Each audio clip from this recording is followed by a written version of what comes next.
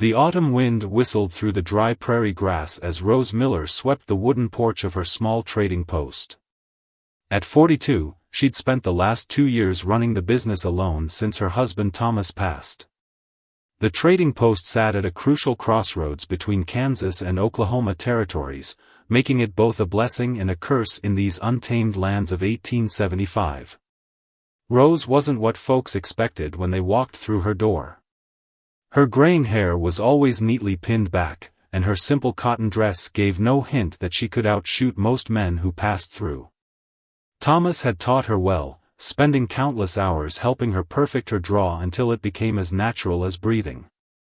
A woman alone needs to be twice as prepared, he'd always said, and Rose took those words to heart. The trading post did steady business, offering supplies to travelers, cowboys, and local farmers alike. Rose had earned a reputation for fair deals and honest trades, something her husband would have been proud of. She kept a small garden out back, raised chickens, and even managed to save a bit each month. Life wasn't easy, but she'd made it work.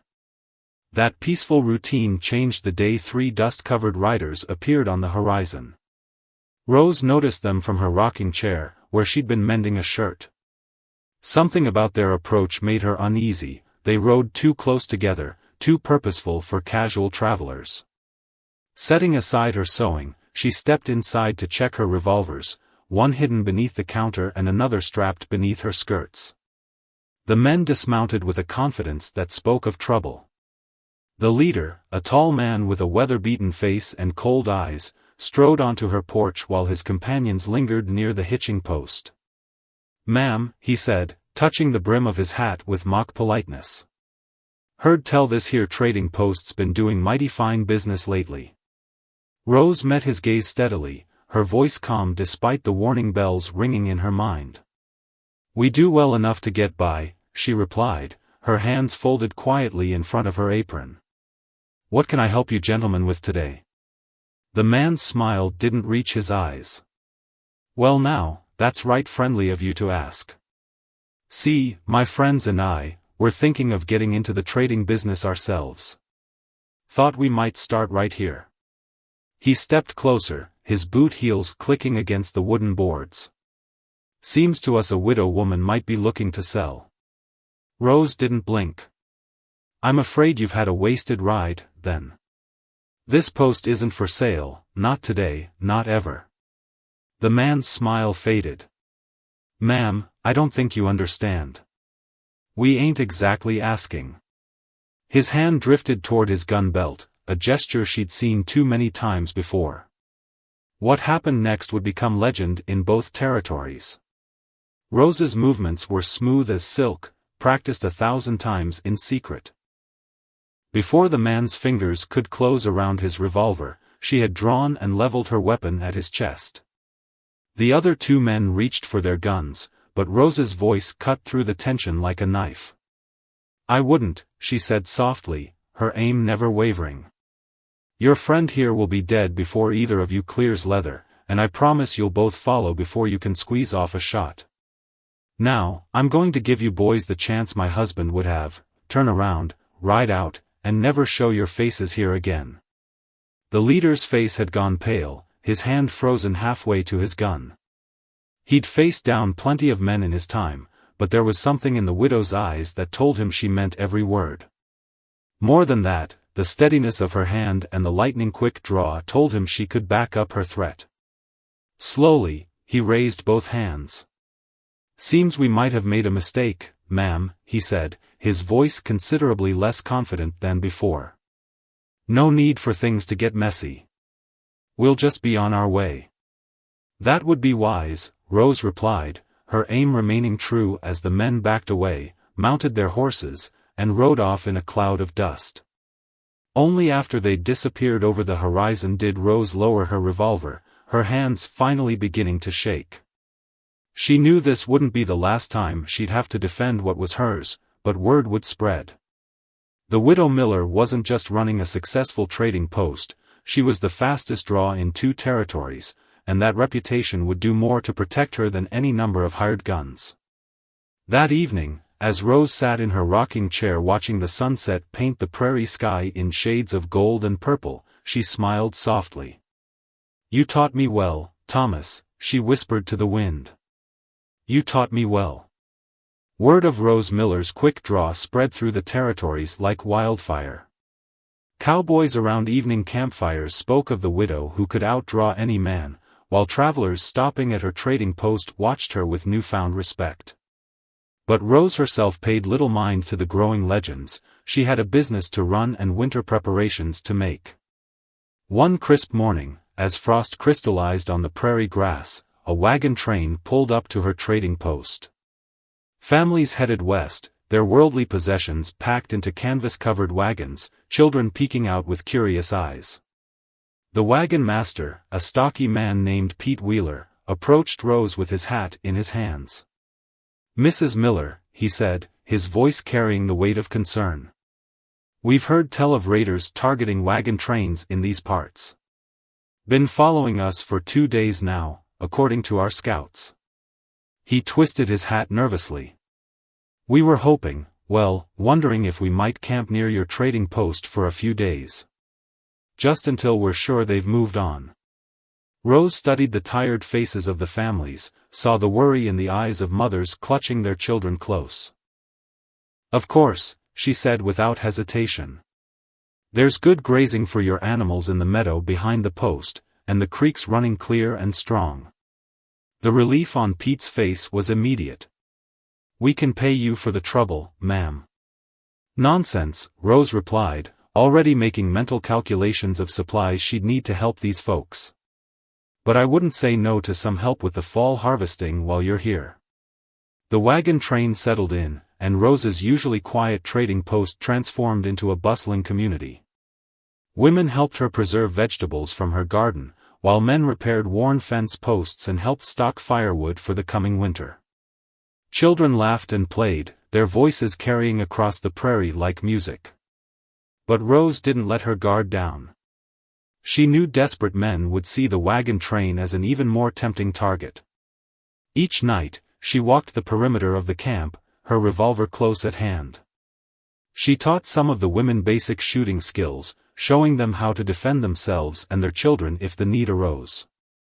On the 4th night, that need came. Rose was awakened by the urgent whispers of the night watch. Riders approaching from the north, at least 8 of them, moving fast and quiet in the moonlight. She quickly organized the wagon train's defense, positioning armed men behind wagons and getting women and children to safety. The raiders expected an easy target. Instead, they found themselves caught in a carefully planned crossfire. Rose's voice rang out in the darkness, clear and commanding, "You're surrounded. Throw down your weapons and ride away, or this night ends badly for you." A shot rang out in response, kicking up dirt near Rose's position. She didn't flinch. Her return fire was precise, striking the shooter's horse and sending both mount and rider tumbling. The other raiders opened fire, but the defenders were well protected behind the wagons. In the chaos that followed, Rose's experience and cool head made the difference. She moved from position to position, directing return fire and keeping the defenders organized. The raiders, expecting panic and easy pickings, found themselves facing a coordinated defense. After a few minutes of fierce exchange, the raiders had had enough. They retreated into the darkness, leaving behind 2 injured companions and 3 horses. As the sound of hoofbeats faded, Rose organized care for the wounded raiders. They might be outlaws, but she wouldn't let them die if she could help it. The next morning, as the sun rose over the prairie, the wagon train families saw their defender in a new light. Rose moved among them, checking on everyone, ensuring the children were calmed and the wounded were tended to. She wasn't just the widow with the fast draw anymore, she was a protector, a leader who'd stood between them and disaster. Before the wagon train departed 3 days later, Pete Wheeler approached Rose again. "Mrs. Miller," he said, his voice thick with emotion, "we owe you our lives and everything we own. How can we ever repay you?"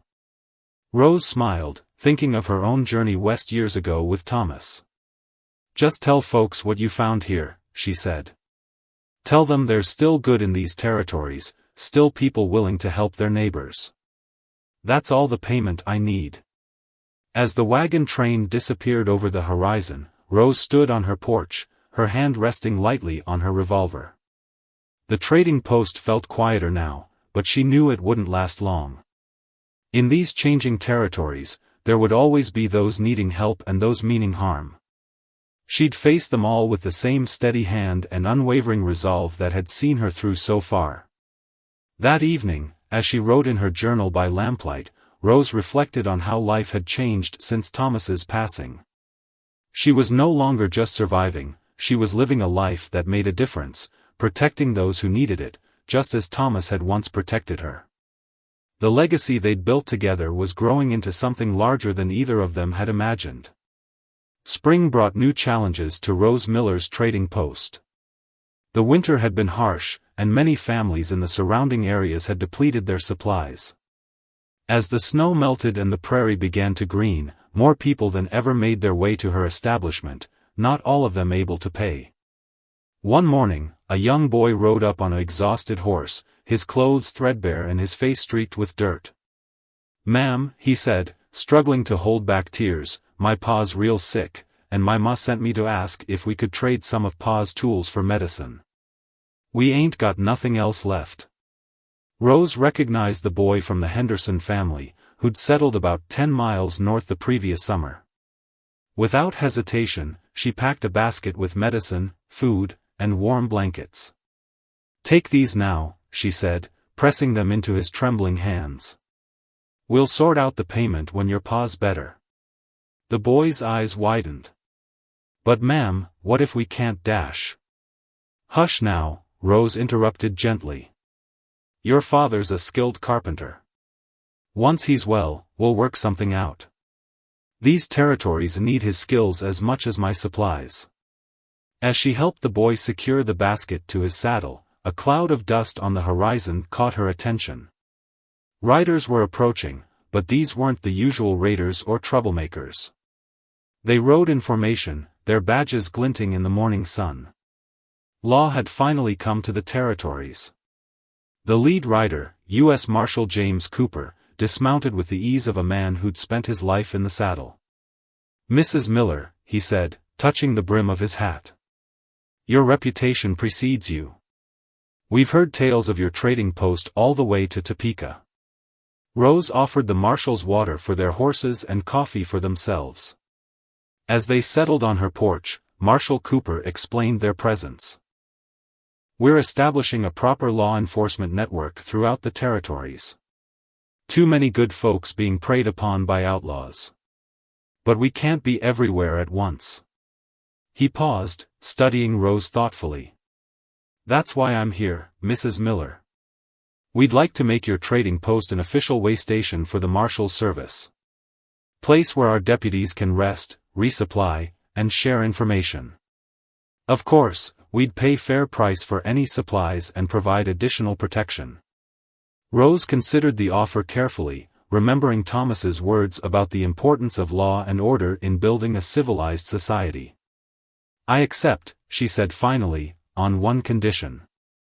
I want to help establish a network of trading posts that work together, places where honest folks can find fair trades and safe haven." Marshal Cooper smiled. "That's exactly the kind of thinking we need, Mrs. Miller. Too many people out here only looking out for themselves. Building community, that's what'll make these territories truly civilized." Over the next few weeks, Rose's trading post became a hub of activity.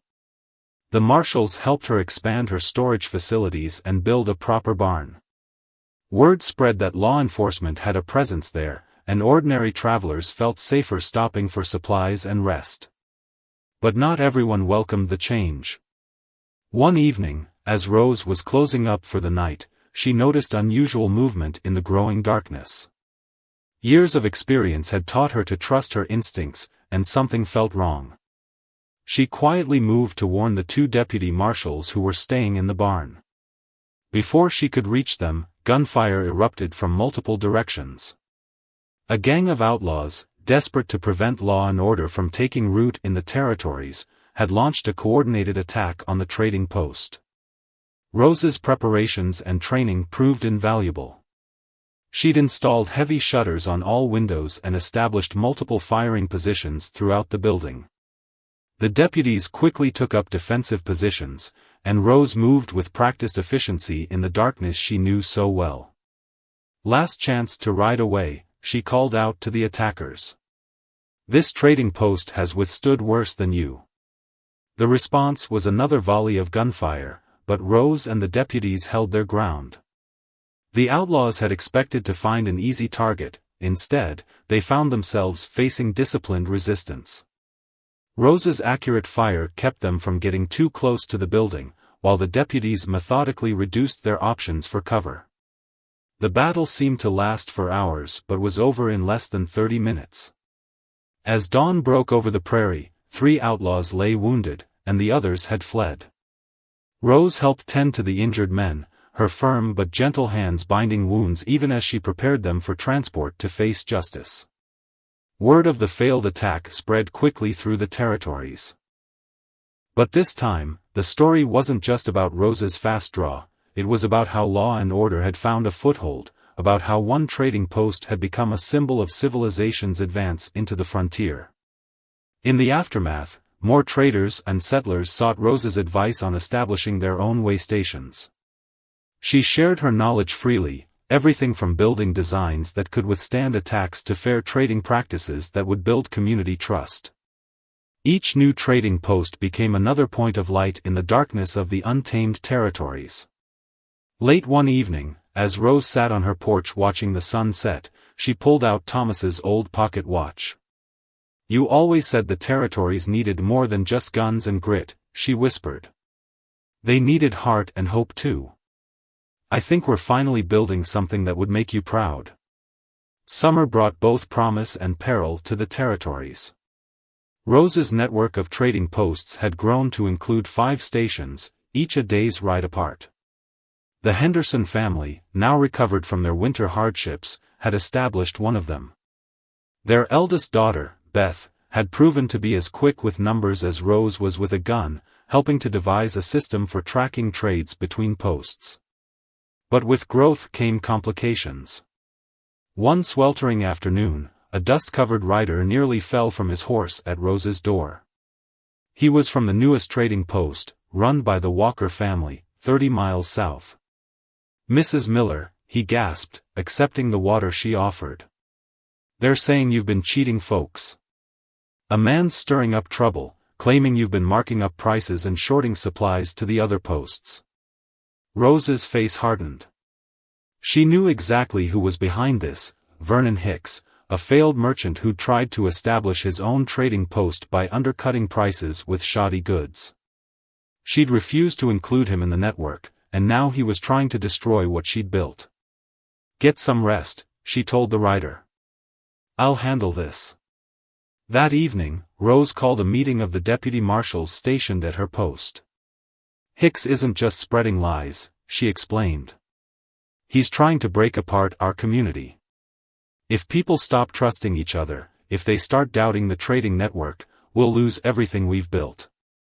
The younger deputy suggested riding out to arrest Hicks, but Rose shook her head. "That's what he wants, to make this about force.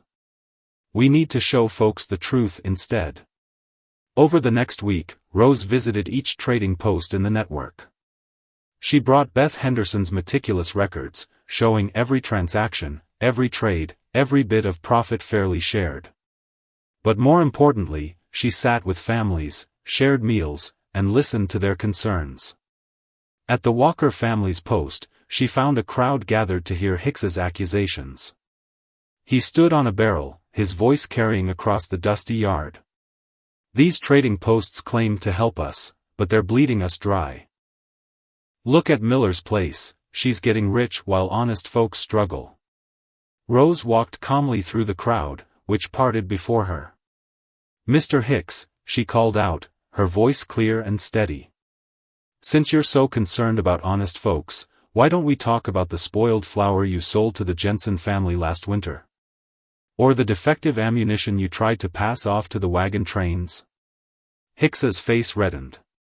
That's a lie. Is it? Rose turned to the crowd.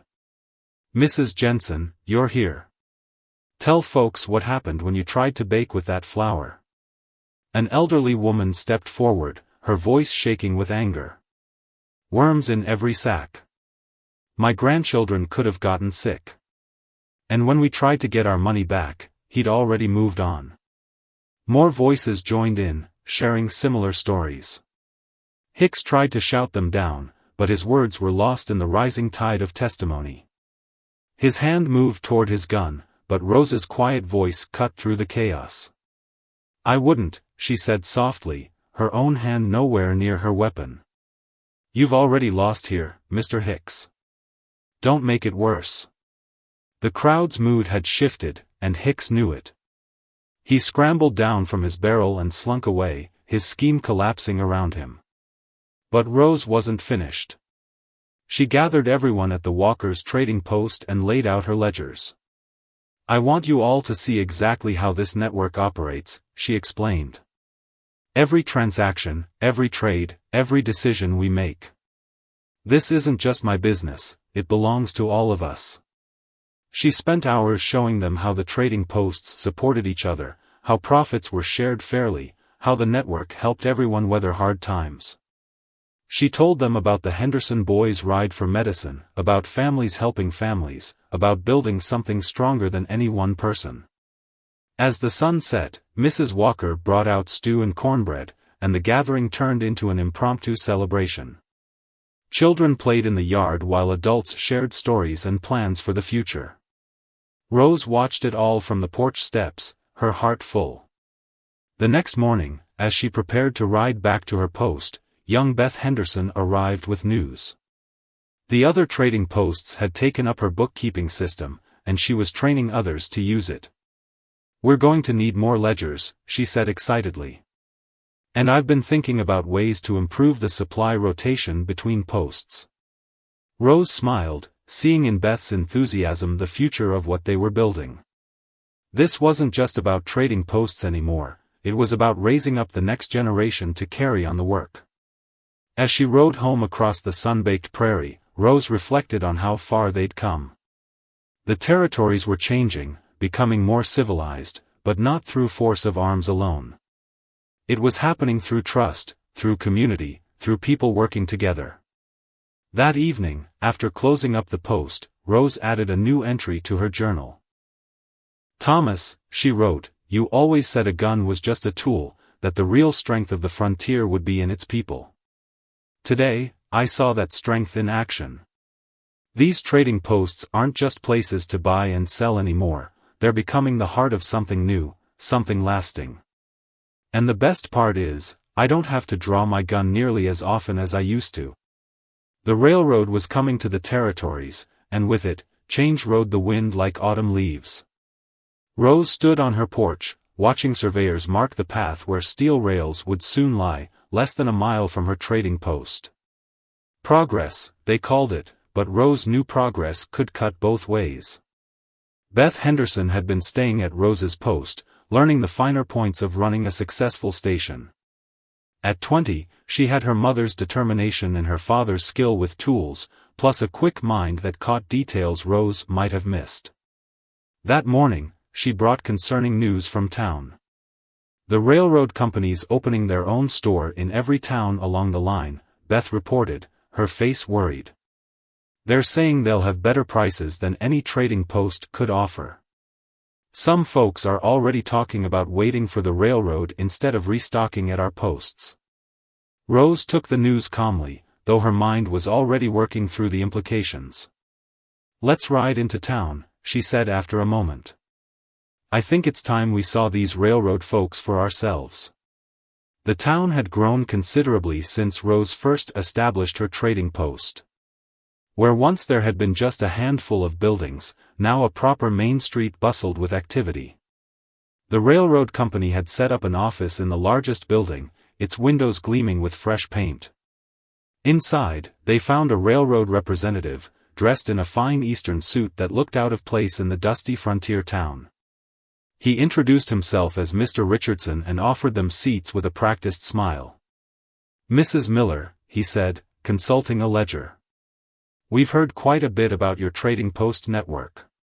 Quite impressive, for a local operation. But surely you understand that progress is inevitable. Our company stores will offer goods straight from Eastern factories, at prices that will make your posts obsolete. Rose smiled, the same gentle smile she'd given countless would-be troublemakers over the years. Mr. Richardson, let me tell you about these territories. 3 winters ago, heavy snow blocked the passes for 2 months. Last summer, flash floods washed out every bridge for 50 miles. And last spring, windstorms grounded travel for weeks. How quickly can your company stores restock when the trains can't get through? The man's smile faltered slightly. Well, we have contingency plans. Your contingency plans don't know these lands, Rose interrupted softly. They don't know that the Creek family needs special medicine for their youngest, or that the Johnson Ranch always needs extra rope in spring, or that the Weber homestead trades in handmade quilts that keep half the territory warm in winter. Beth stepped forward, pulling out one of her ledgers. Our trading posts don't just sell goods, Mr. Richardson. We're part of the community. We extend credit when times are hard, we know which supplies each family needs and when they need them, and we help people help each other. Rose watched proudly as Beth laid out their business model, showing how the trading posts work together to support the entire region. The young woman had learned well. But surely, Richardson protested, you can't compete with our prices. We're bringing civilization to the frontier. Civilization? Rose's voice was quiet but firm. Civilization isn't just about cheap goods, Mr. Richardson.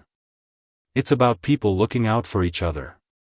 It's about knowing your neighbors and being there when they need you. Can your company stores do that?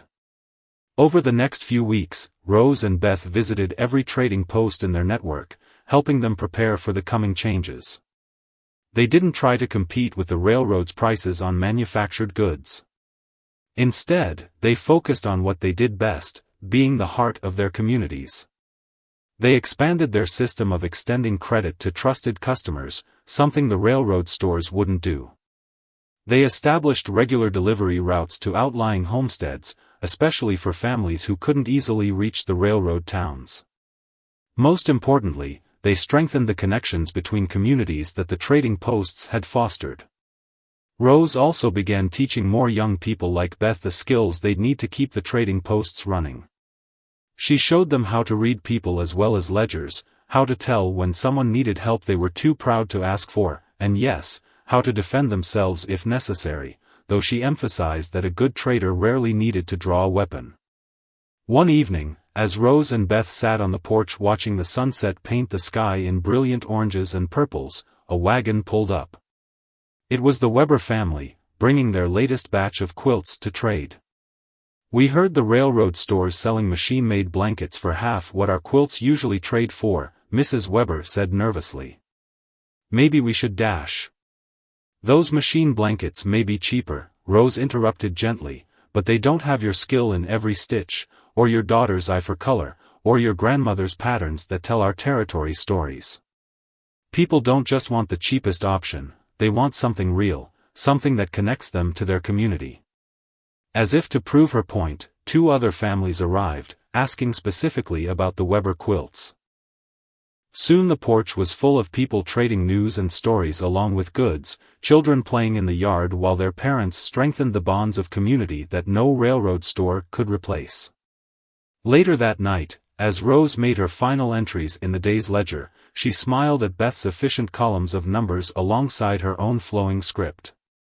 You know, she said, Thomas used to say that the frontier would change, but the things that really matter, trust, community, helping your neighbor, those things would always be needed. Beth nodded thoughtfully. That's what makes our trading posts different, isn't it? We're not just selling goods, we're keeping those important things alive. Exactly, Rose replied, closing the ledger. The railroad might bring cheaper goods, but we bring people together. And in these territories, that's worth more than all the fancy Eastern merchandise in the world. As winter approached, the railroad's presence brought unexpected changes to the territories. While the company stores offered cheaper goods, they also brought more settlers, and with them came new opportunities and challenges for Rose's trading post network. One blustery morning, a well-dressed woman arrived at Rose's post in a fancy carriage. She introduced herself as Catherine Powell, a newspaper reporter from Chicago. "I've heard fascinating stories about the widow who built a network of trading posts," she explained, pulling out a notebook. "They say you've created something unique out here." Rose invited her in for coffee, and Beth joined them, bringing fresh-baked bread. As they sat around the wooden table, Catherine's questions revealed a genuine interest in understanding their work. "The railroad claims they're bringing civilization to the frontier," Catherine said. "But I've noticed something interesting. In towns with only railroad stores, people seem disconnected. But here, there's a different feeling. Why is that?" Rose smiled, remembering similar observations she'd made over the years. "Civilization isn't just about having access to goods," she explained. "It's about building connections between people. Our trading posts do more than sell supplies, we're keepers of community knowledge." As if to demonstrate her point, the door opened, bringing a blast of cold air and a worried-looking ranch hand. "Mrs. Miller," he said, "the Patterson place, their wells run dry. With winter coming." Rose was already moving, pulling out her territory maps. "The Thompsons dug a new well last spring," she said, marking the location. "Beth, check our records, didn't Mr. Thompson mention hitting water at 60 feet? Beth consulted her ledger. "Yes, and he traded for extra timber to shore up the walls. I've got his notes here about the soil types he encountered." Within minutes, they had assembled not just information about well digging in the area, but also organized a group of neighboring ranchers to help the Pattersons. Catherine watched in amazement as Rose's trading post transformed into a command center of community action. "You see," Rose explained later, "every trade, every conversation, every piece of information gets recorded and shared through our network. We know who has extra supplies, who needs help, and who has the skills to solve problems. The railroad can't replace that." Catherine's article, when it appeared in the Chicago Tribune, brought unexpected attention to the trading posts. Other frontier communities sent representatives to learn from Rose's network. But with the attention came new challenges. A group of Eastern investors arrived, offering to buy out the entire network of trading posts. Their spokesman, a banker named Harrison, made an impressive presentation about expansion plans and profit margins. "Think about it, Mrs. Miller," he said smoothly. "We could turn your trading posts into a proper chain of stores. Standardized inventory, central management, maximum efficiency. You'd make far more money than you do now." Rose let him finish before responding. "Mr. Harrison, let me show you something." She led him outside where Beth was helping a young couple load supplies into their wagon. The woman was expecting their first child, and Beth had added extra blankets and medical supplies to their usual order. "Notice how Beth included things they hadn't asked for?" Rose said quietly. She remembered them mentioning the pregnancy 3 months ago. She knows their cabin gets cold in winter because her father helped build it. That knowledge isn't something you can standardize. Harrison frowned. "But surely with proper inventory management. Last week," Rose continued, "we had 3 families lose crops to an early frost. They can't pay for supplies right now, but we know they're good for it come spring. Would your standardized system allow for that?" The banker's silence was answer enough. After the investors left, Beth voiced what many had been thinking. "They'll probably try to compete with us anyway. Set up their own stores along the railroad." Rose nodded thoughtfully. "Then we'll do what we've always done, adapt and serve our communities better. The territories are changing, but the need for human connection never will." That winter proved her right. When heavy snows blocked the railroad for weeks, the trading post's network of information and support became more valuable than ever. They coordinated supplies between communities, shared news of safe travel routes, and helped organize rescue parties when needed. Rose's post became a gathering place where people shared not just goods but stories and solutions. One evening, as families crowded around her warm stove, she overheard a railroad store manager asking Beth about their bookkeeping system. "Your network somehow knew exactly what supplies people would need for this winter," he admitted. "Our inventory predictions from back east weren't worth the paper they were printed on." Beth shared some of their basic methods, remembering Rose's teaching that cooperation served everyone better than competition. "The real secret," she explained, "is listening to people and keeping good records. Every conversation holds information that might be important later."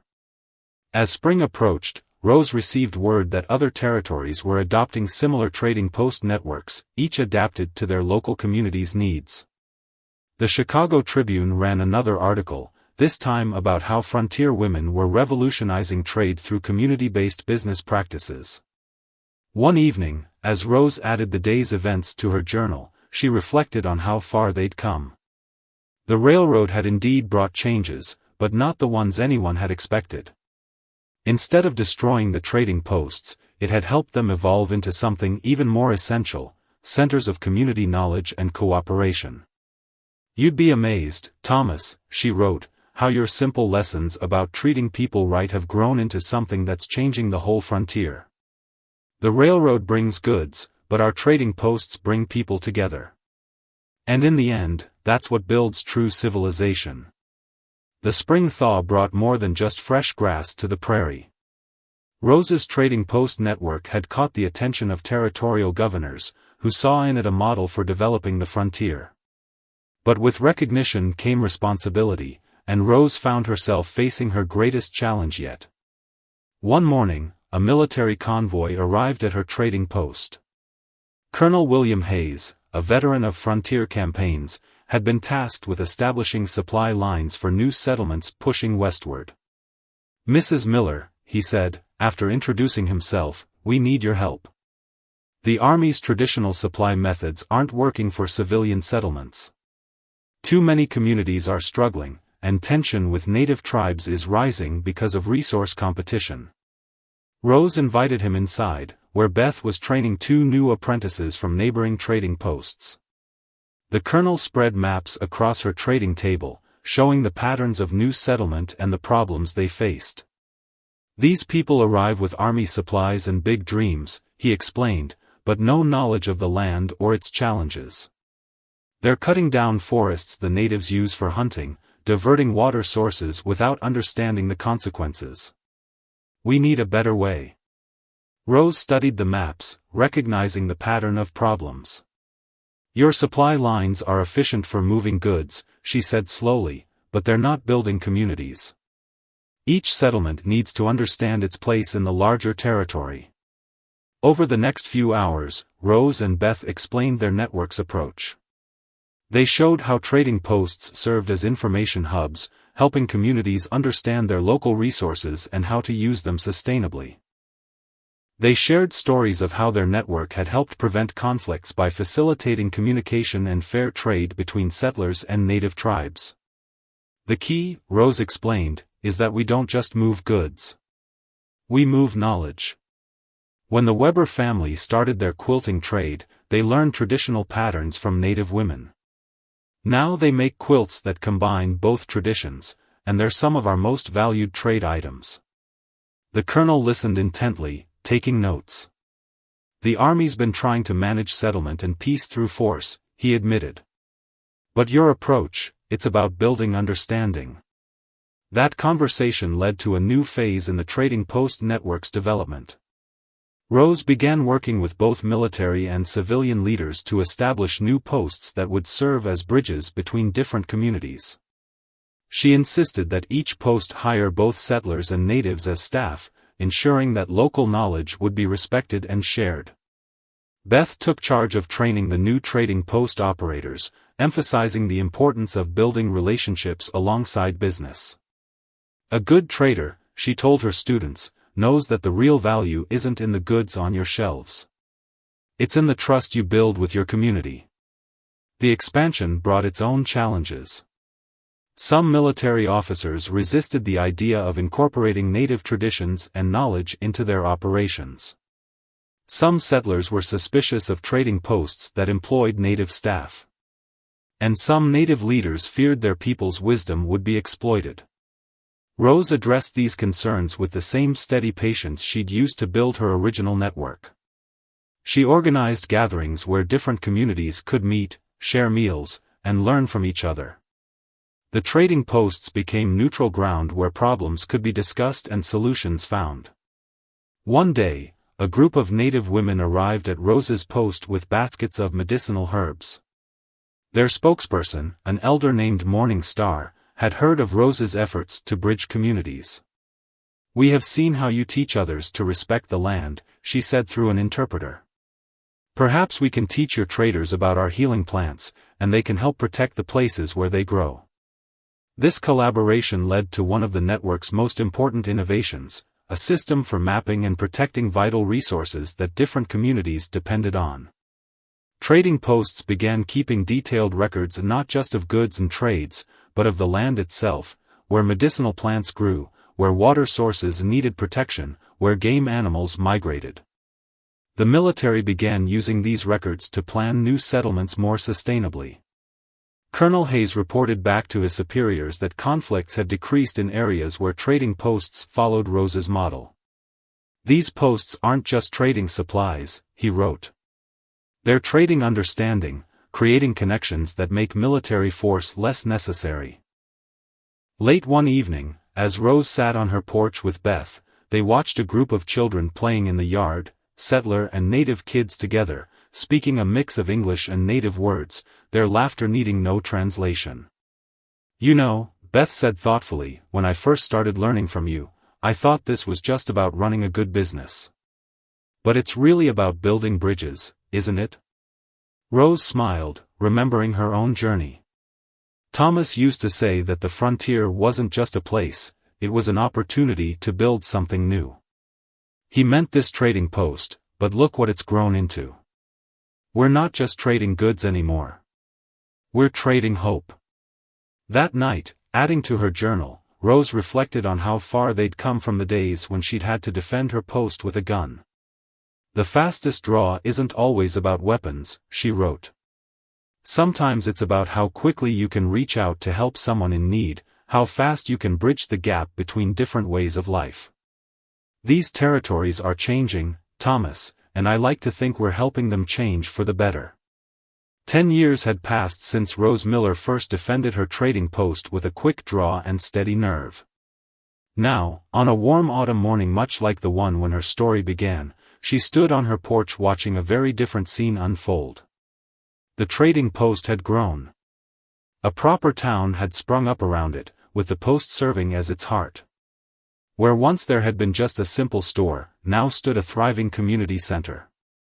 The original trading room remained, but it had been joined by a schoolhouse where both settler and native children learned together, a meeting hall where different communities gathered to solve problems, and a medical clinic that combined Western medicine with traditional healing practices. Beth Henderson, now married and running her own trading post 30 miles north, had arrived early that morning with her young daughter in tow. "Everything's ready for the gathering," she reported, her excitement evident. "Representatives from trading posts across 3 territories will be here by sundown." Rose nodded, her silver hair catching the morning light. The annual gathering of trading post operators had become a tradition, a time to share knowledge, solve problems, and strengthen the bonds between communities. This year was special, they would be celebrating the 100th trading post to join their network. As the day progressed, familiar faces arrived. The Weber family, their wagon loaded with quilts that told stories of both settler and native life. Morning Star, now a respected elder who had helped establish healing gardens at trading posts throughout the territories.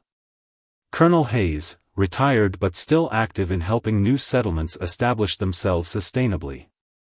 Even Mr. Richardson from the railroad company came, though he was a changed man from the proud executive who had once dismissed Rose's network. The railroad stores had eventually found their place, working alongside the trading posts rather than against them. "You were right, Mrs. Miller," he admitted as they shared coffee. "Real civilization isn't about replacing the old with the new, it's about bringing the best of both together." As evening approached, Rose stood before the gathered crowd in the meeting hall. Faces old and new looked back at her: traders, settlers, native leaders, military men, railroad workers, all bound together by the network she had helped create. "10 years ago," she began, her voice clear and strong, "I thought I was just protecting a trading post. But Thomas, my late husband, always said that the frontier wasn't just about survival, it was about building something worth passing on." She gestured to the maps on the wall showing the network of trading posts, each one a point of light in the developing territories. "Look at what we've built together. Not just places to trade goods, but centers of community. Places where different peoples can meet, learn from each other, and build a better future." Rose turned to where Beth sat with her daughter. "The next generation is already learning the true value of trade. It's not about profit, it's about connection. Every item that crosses our counters carries stories, knowledge, and the possibility of understanding." She pulled out Thomas's old pocket watch, its surface worn smooth by years of handling. "A wise person once told me that a gun was just a tool, and that the real strength of the frontier would be in its people. Today, I see that strength in all of you. In how you've taken a simple idea, that trade should bring people together, not drive them apart, and turned it into something that's changing these territories for the better." The celebration continued into the night, with stories shared around bonfires and children playing games that mixed traditions from different cultures. Rose moved among the crowd, listening more than talking, watching the connections strengthen between people who might once have been enemies. Later, as the gathering wound down, Rose found herself back on her porch with Beth and her daughter. The little girl was falling asleep, clutching a doll that had been a gift from Morningstar's granddaughter. "Sometimes I wonder what Thomas would think of all this," Rose said softly. "It's so different from the simple trading post he built." Beth smiled, adjusting her sleeping daughter. "I think he'd be proud. You took his dream of fair trade and turned it into something bigger than anyone could have imagined." The next morning, as the visitors began their journeys home, Rose made her usual entries in the trading post's journal. But today, she added something special. "Dear Thomas. Remember when you taught me to draw a gun? You said speed was important, but accuracy mattered more. That lesson turned out to be about more than just shooting. All these years, I've tried to be accurate in what matters most, understanding people, building trust, bringing communities together. The fastest draw isn't the one that pulls a trigger. It's the one that reaches out to help, to heal, to build bridges between different worlds. You taught me that, though neither of us knew it at the time. Our little trading post has grown into something wonderful.